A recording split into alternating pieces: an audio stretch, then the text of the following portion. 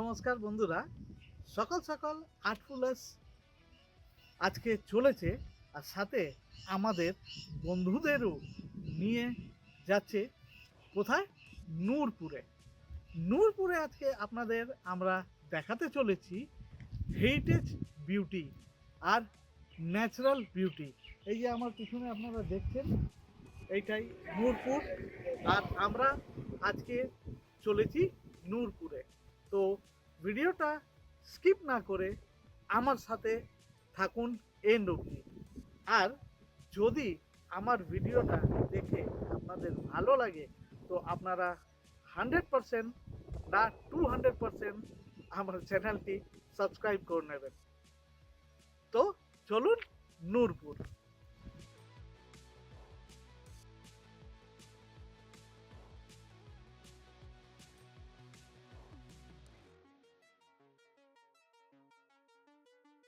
High friends, hello friends, আর্টফুলাসে আমরা এলাম দুজনে। জানাবো যতনে। আজ আমরা খুব সুন্দরভাবে সকাল সকাল রেডি হয়ে চলেছি নূরপুর। হ্যাঁ, যাবেন কি করে? ধর্মতলা থেকে বাসে চাপবেন, নূরপুর বা রায়চকের বাস ভাড়া লাগবে 50 টাকা। আর এখন আমরা আছি রায়চক নূরপুর রোডের উপরে। দেখুন রাস্তাটা কি সুন্দর, খুব ভালো রাস্তা, কিন্তু গাড়ি চালিয়ে মজা আছে। হ্যাঁ আর যে বন্ধুরা বাইকে করে আসতে চাও তাদের তো আরও ভালো লাগবে। হ্যাঁ, শীতের সময় ঘোরার মেজাজটাও কিন্তু আলাদা থাকে। ব্যাগে ভরে নাও কমলা লেবু, সাথে কিছু ফ্রুট, আর পৌঁছে গেলাম নূরপুর জেটি। দেখুন, বলতে বলতে পৌঁছে গেলাম। আর যদি কমলা লেবু আর কিছু ফলের সাথে যদি পেয়ে যাই একটু গরমা গরম কষা মাংস, আহ কি মজা! আর বলতে বলতে সামনে দুটো কচি পাঠা রেডি আছে। ওর কথা বলে লাভ নেই, এই দেখুন, দেবে দুটো পিটাই আমাদের। আর্টফুলাসকে পিটাই লাগাবে। না না, এইটাই ধরে কপ করে ঢুকিয়ে দিলে ওহ, শোনে পে সোহাগা হয়ে যাবে। যাই হোক, আমরা কিন্তু গল্প করতে করতে পৌঁছে গেলাম নূরপুরের জেটি ঘাটে। হুম,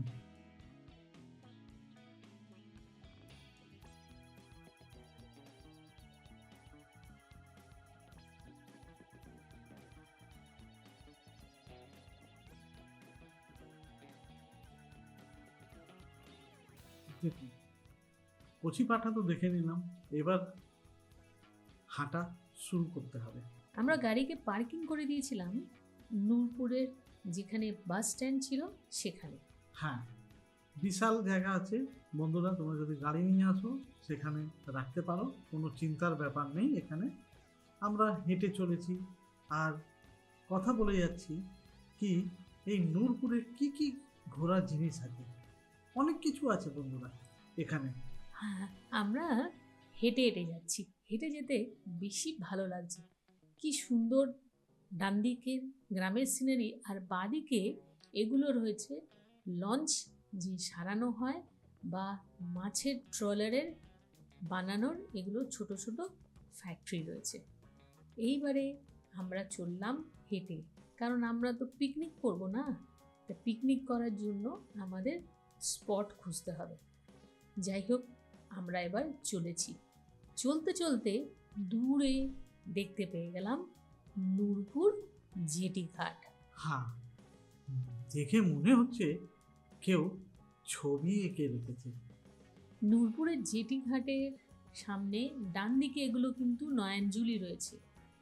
এই নয়নজুলির পাশেই রয়েছে ছোট ছোট গ্রাম, আর এপাশে রয়েছে গঙ্গা নদী।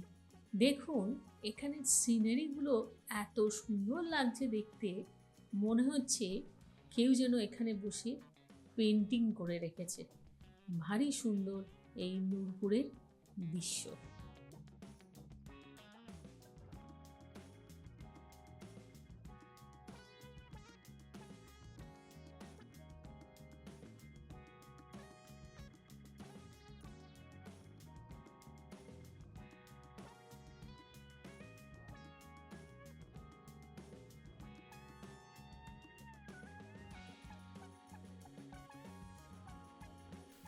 পৌঁছে গেলাম নূরপুর জেটির সামনে। কত সুন্দর জেটি, আর আকাশটা দেখুন। যদি নৌকা ভ্রমণ করতে চান বা এপার থেকে ওপার যেতে চান কেউখালি, তো ঘুরে আসতে পারেন। এখানে রান্না চাপিয়ে দিলেন আর ওখানে অ্যাক্টিভ আপ ডাউন করে আসলেন, খুবই সুন্দর লাগবে। কিন্তু কথা হচ্ছে বন্ধুরা, গেঁওখালি গেলে আসতে কিন্তু ইচ্ছে করবে না। তখন মনে হবে গেঁওখালি থেকে চলে যাই গড়চুমুক, 58 গেট। বাবা দরকার নেই, আজকে তো আমরা বেড়াতে এসেছি নূরপুর, তাহলে সেই ওখানেই আমরা দেখতে বসে যাব আর ভুলে যাব নূরপুর। যাই হোক, আমরা আজকে নূরপুরেই খালি ঘুরবো, নূরপুর দেখব। দেখুন, এখানে কিছুক্ষণ সময় এসে কাটাতে পারেন। এই বোটগুলো পুরো লোড হয়ে কিন্তু নিয়ে যাচ্ছে গেঁওখালি। গেঁওখালি নূরপুর জন্য বানানো এই জেটিটি। আমরা ওপারে আজকে যাব না, আমরা আজকে এই জেটির উপর দাঁড়িয়ে কিছুটা সময় কাটাবো। এই জেটির উপরে আপনারা যদি প্যাকেট রান্না বান্না খাবার নিয়ে আসেন, তাহলে এই জেটির পাশে সুন্দর জায়গা রয়েছে, সেখানে বসে পিকনিক বা খাওয়া দাওয়া মজা নিতে পারেন। আর কলকাতা থেকে মাত্র 1.5 ঘন্টার দূরত্বে এত সুন্দর একটি সিনিক বিউটিওয়ালা জায়গা কিন্তু খুবই কম পারবেন। খরচা মোটামুটি 100 টাকার মধ্যে ভীষণ ভালো আনন্দ কাটাবে আর দেখতেও ভালোই লাগবে।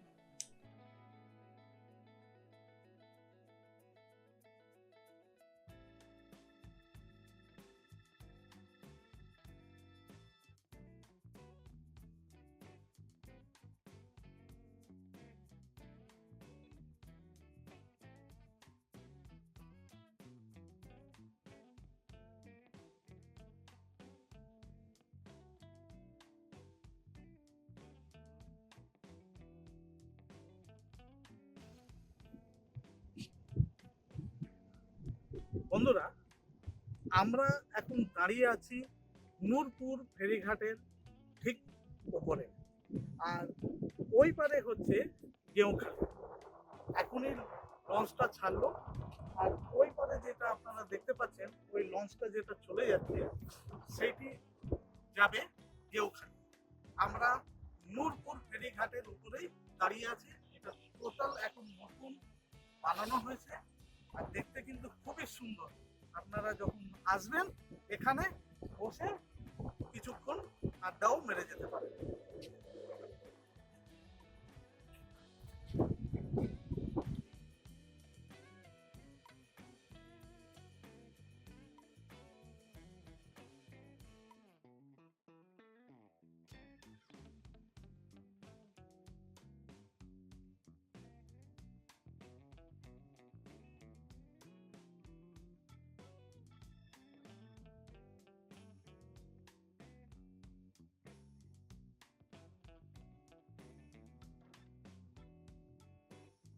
যদি বন্ধুরা তোমরা নৌকা ভ্রমণ যদি করতে চাও, মানে বোট ভ্রমণ, তো এতে বসে ভ্রমণ করতে পারবেন। গঙ্গার মাঝখানে যদি লাক ভালো থাকে তো গঙ্গার ডলফিন দেখতে পারবেন। হ্যাঁ, এইখানে কিন্তু খুব সুন্দর ডলফিন দেখা যায়। একটু ধৈর্য ধরে বসে থাকলে বা জলের দিকে তাকিয়ে থাকলে ভালো ডলফিন কিন্তু এই গঙ্গাতে দেখা যায়। আমরা বসেছিলাম এখানে, বসে বসেই পাড়ে বসেই কিন্তু বেশ কয়েকটা ডলফিন দেখতে পেয়েছিলাম। আরে যা, টাইটানিক তো চলেই যাচ্ছে, আমরা যাব কখন? আমরা যাব না, ও আচ্ছা, আমরা তো আজকে নূরপুরেই থাকবো। ও ঠিক আছে, টাইটানিক টাটা, বাই বাই। ও চলে যাচ্ছে গেঁওখালি। যাক, পরের বার আমরা গেঁওখালি যাব। এবার বন্ধুরা ভাবছে যে আমরা বসে বসে এখানে শুশুক দেখলাম, তা শুশুক বন্ধুদের কেন দেখালাম না? শুশুক ভিডিওগ্রাফি করা বন্ধুরা সত্যিই খুবই ডিফিকাল্ট। ক্যামেরা ধরে বসে থাকতে হবে, যখন মহারাজের একটু ইচ্ছে হবে মুখটা তুলবে, সেটা আমরা পারলাম না। তবে আমাদের চোখের কিন্তু শান্তি হয়েছে। 3-4টে শুশুক আমরা এখানে দেখেছি। আমরা ক্যামেরাতে ধরতে পারলাম না, কিন্তু শুশুককে চোখের ক্যামেরাতে দেখে মনের মধ্যে রাখতে পেরেছি। তাই বন্ধুদের বলছি, তোমরা এসে এখানে বসে থেকো কিছুটা সময়, আশা করছি নিশ্চয়ই দেখতে পাবে গঙ্গার শুশু।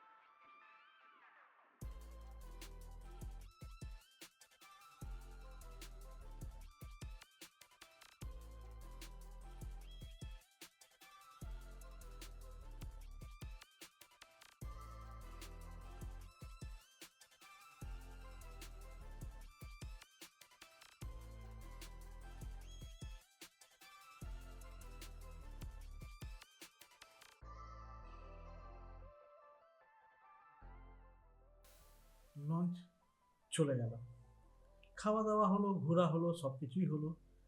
এর সাথে যদি ম্যাজিক বা গান কিছু হয়ে যেত তো পিকনিকে আনন্দই অন্য হয়ে যেত। টিকিট কাউন্টারে আমরা দাঁড়িয়ে আছি, কিন্তু কেন জানি টিকিট কাউন্টারটা বন্ধ দেখলাম। কেউ কি টিকিট কাটে না নাকি? জানি না, যাও তো আমি একটু ম্যাজিকই করে দেখাই। আবড়া কা ডাবড়া ডাবড়া কা আবড়া গিলি গিলি ছু, হলো না? আবড়া কা ডাবড়া ডাবড়া কা ডাবড়া আর গিলি গিলি ফু। হচ্ছে না, ঠিক করে বলো না। আরে খাওয়াটা বেশি হয়ে গেছে লাগছে।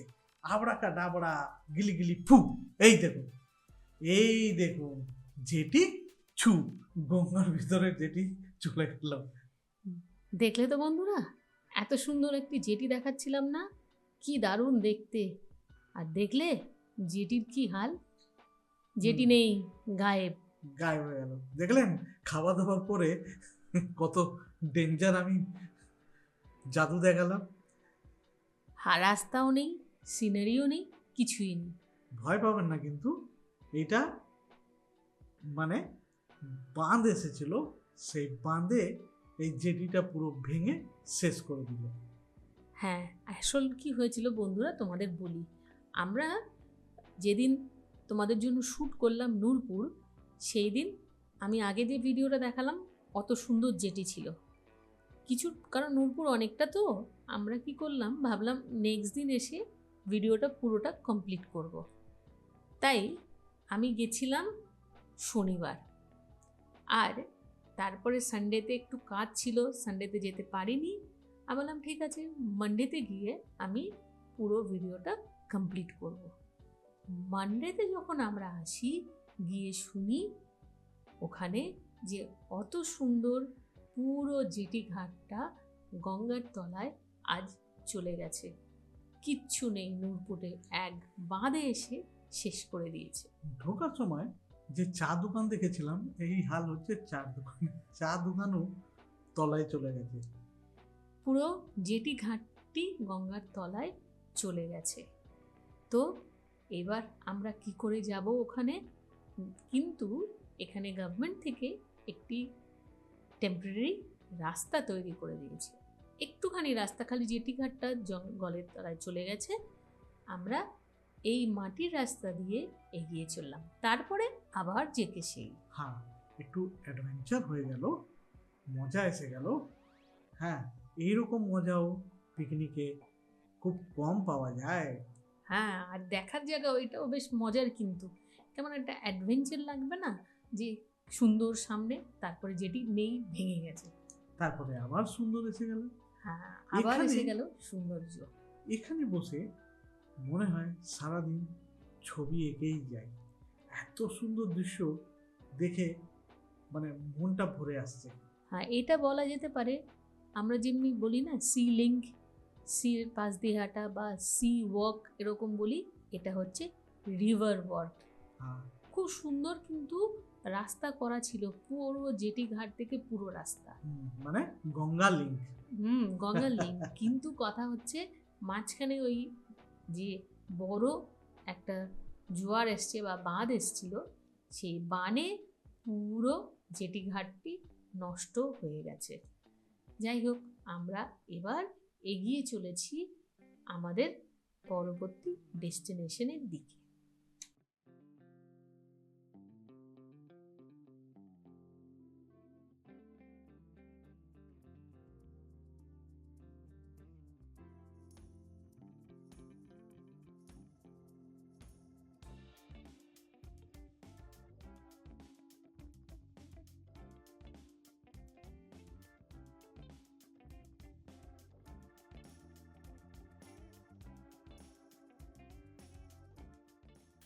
দুপুরবেলা এই গঙ্গা লিঙ্ক থেকে হাঁটার মজাই আলাদা। গঙ্গার পাশ দিয়ে সুর করে ঠান্ডা ঠান্ডা মিষ্টি হাওয়া, আর তার সাথে এই মিষ্টি দৃশ্য। এইটি হলো ওয়াটার মাপার যন্ত্র। এখান এইটাই দিয়ে মানে নদীর জল লেভেল মাপা হয়, কি নদী ডেঞ্জারের জোন থেকে উপরে বইছে আর নাকি নিচে বইছে। এই ওয়াটার লেভেল দেখতে দেখতে আমরা দেখতে পেলাম এক দাদা, সে কি করছে না, নদীতে ধরে মাছ ধরছে। দেখুন, মাছ ধরছে, ধরে ফেলেছে, দেখেছেন কীরকম বড় বড় চিংড়ি মাছ। চেষ্টা করলাম নিতে, কিন্তু দাদা তো মাছ ধরছে তার বাড়িতে নিয়ে যাওয়ার জন্য। বলল যে একটু ওয়েট করতে হবে, বিকেলের মধ্যে মোটামুটি 500 মতো চিংড়ি এসে যাবে। যাই হোক, বাড়ি যাওয়ার সময় নিয়ে যাব। তো ফ্রেন্ডস, তোমরাও কিন্তু এটা ট্রাই করতে পারো। একদম ধরবে চিংড়ি আর একটু দাদাদের কথা বললে দিয়ে দেবে। হ্যাঁ, আমরা ওখান থেকে আবার একটুখানি এগোলাম। রাস্তা মোটামুটি অনেকটাই আছে, হাঁটলে কিন্তু খুবই মজা আসবে। ডান দিক নেচার বিউটি, বাঁ দিক গঙ্গা বিউটি। তার মধ্যে থেকে এই যে রাস্তা ধরে যাচ্ছি, কোনো ভয়ের ব্যাপার নেই, নিশ্চিন্তে হাঁটতে পারো। আর বলছি, যারা কাপল তারা এখানে কিন্তু নিরিবিলিতে এনজয় করতে পারবে। কোনো আওয়াজ নেই, কোনো ডিস্টারবেন্স নেই। তো কাপলরা একদিনের জন্য বেড়াতে আসার জন্য নূরপুর হচ্ছে কিন্তু আইডিয়াল প্লেস। হ্যাঁ, কাপলদের জন্য এটি হলো বেস্ট জায়গা। একদম নিরিবিলি জায়গা, একলা দুজন হাত ধরে বসে এই রাস্তা থেকে চলতে চলতে যাবে নিজের গন্তব্যে।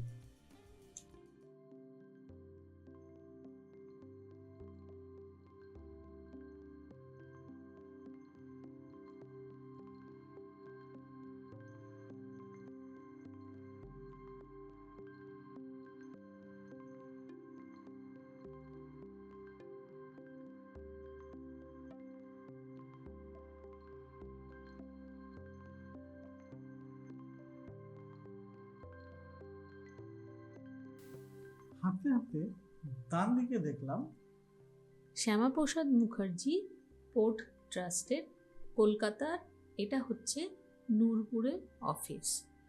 এখানে এর ভেতরে অনেক সুন্দর সুন্দর গাছ আছে কিন্তু শ্যামাপ্রসাদ মুখার্জি পোর্টের অফিসের ভেতরে। হ্যাঁ, আর বাঁ দিকেই হচ্ছে এনাদের পার্সোনাল জেটি। এই আগে যে জেটি ভেঙে গেছিল, তার জন্য পোর্ট ট্রাস্ট এখন ইউজ করতে দিচ্ছে নিজেদের জেটি আম মানুষের জন্য। হ্যাঁ, ঠিক কথা। তো এই যে শ্যামাপ্রসাদ মুখার্জি যে পোর্টের অফিস রয়েছে, যেটা বলছিলাম, তার ভেতরে কিন্তু ঢুকতে গেলে পারমিশন লাগে, ছাড়া এখানে ঢোকা যায় না। যাই হোক, বাইরে থেকে দেখবে খুব সুন্দর একটা বাগান আছে শ্যামাপ্রসাদ মুখার্জি জেটির ভেতরে। আর আর শ্যামাপ্রসাদ মুখার্জির ওই পোর্টের ঠিক উল্টো দিকে হচ্ছে একটি জেটি। আর সে জেটিতেও বসার খুব ভালো জায়গা আছে, চেয়ারগুলো আছে আর বিশাল জায়গা আছে, সেখানে বসেও পিকনিক করতে পারো তোমরা।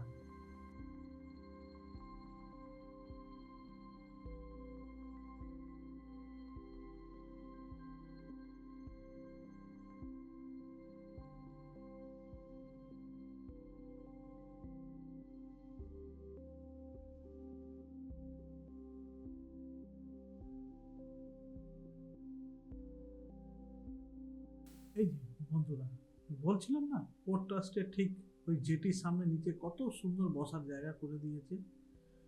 এখানে বসে আপনারা পিকনিক করতেই পারেন। এখানে কোনো টাকা লাগবে না, আরাম থেকে বসে সারাদিনের জন্য পিকনিক করুন বা ওই বোটে ওপারে যান আবার চলে আসুন। কিন্তু একটা কথা বলে দিই যে এখানে কিন্তু রান্না বান্না করতে পারবেন না, এইটা প্যাকেজ হবে ফুড না। নিয়ে আসতে হ্যাঁ, হবে, তাই না? প্যাকেজ ফুড বা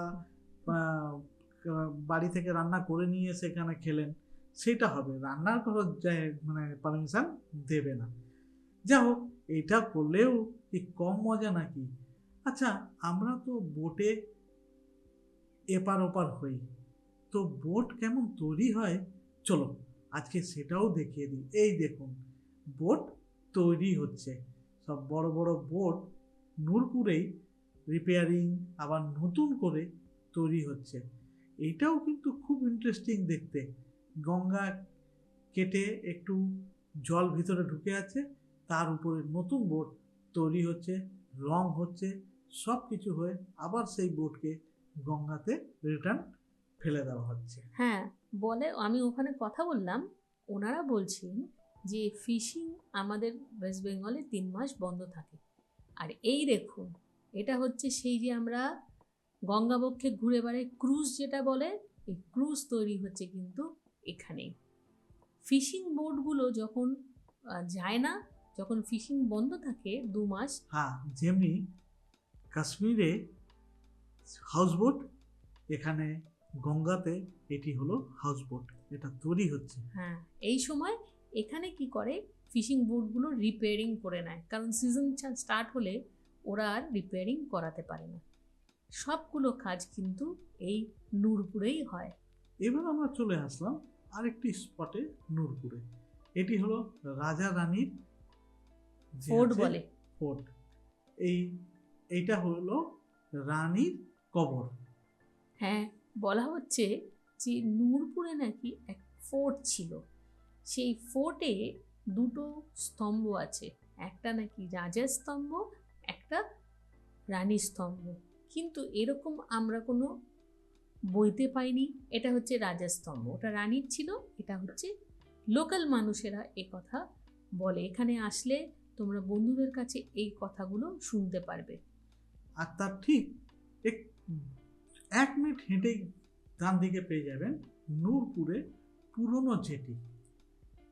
এইবার এই দুটো দেখে এখানে কোনো ফোর্ট নেই, খালি 2টো রাজা রানীর স্তম্ভ রয়ে গেছে। কিরকম অদ্ভুত, পুরো ফোর্ট শেষ কিন্তু রাজা রানী কিন্তু আজও বেঁচে আছে স্তম্ভ হিসেবে।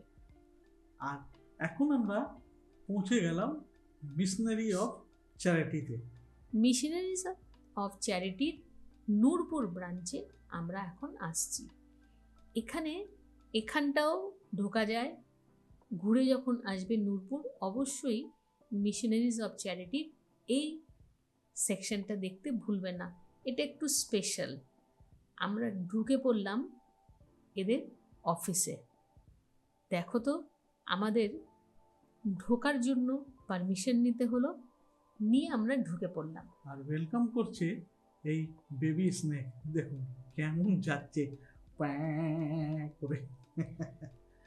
এটা এই missionaries of charities Nurpur branch, কিন্তু এখানে যারা মেন্টালি ডিস্টেবল আছে বা মেন্টালি সিক, তাদের জন্য এটা একটা রিহ্যাবিলিটেশন সেন্টার। হ্যাঁ, এখানে ঢুকতে গেলে ফাদার থেকে পারমিশন গ্রান্ট করাতে হয়। ফাদার পারমিশন দিলেই তখনই এখানে ঢোকা যায়, যেহেতু এখানে মেন্টালি সিক ছোট ছোট ছেলেমেয়েরা থাকে, ছেলে থাকে এখানে, মেয়ে থাকে না।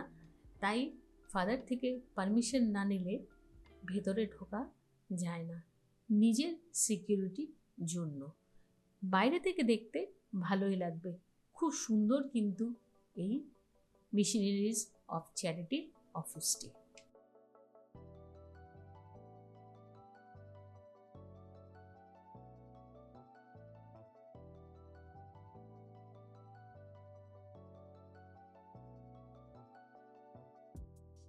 বন্ধুরা, বিকাল হতে চললো, এবার আমরা নূরপুর পিকনিক এখানেই শেষ করছি। যে বন্ধুরা এখন অবধি আমার চ্যানেলটি সাবস্ক্রাইব করেনি তাদের রিকোয়েস্ট করছি তাড়াতাড়ি চ্যানেলটি সাবস্ক্রাইব করে নিন, আর বেল আইকন টিপতে ভুলবেন না, আর কমেন্ট দিতে একদমই ভুলবেন না। আর বন্ধুরা, তোমাদের বলছি, তোমরা আমাদের কমেন্ট করে জানাও তোমরা পশ্চিমবঙ্গের এরকম আর কোন পিকনিক স্পট বা ট্যুরিস্ট অ্যাট্রাকশনের কথা জানতে চাইছো, যেগুলো কলকাতা থেকে মাত্র 1 বা 1.5 ঘন্টার কাছাকাছি, বা দূরত্ব হচ্ছে 1-1.5 ঘন্টা, আর বেশ নিরিবিলি সেফ জায়গা। জানতে চাইলে অবশ্যই কমেন্ট করে আমাদের জানিও। আর যদি কোনো বন্ধু কোনো সন্ধান থাকে কোনো পিকনিক স্পটে, সে দেখাতে চায়, তো আমাদের অবশ্যই যোগাযোগ করবেন। আমরা গিয়ে সেটা তুলে আমাদের চ্যানেলে সেটা অবশ্যই দেখাবো। আজকের মতো এখানেই, দেখা হবে আগামী এপিসোডে। বাই। বাই।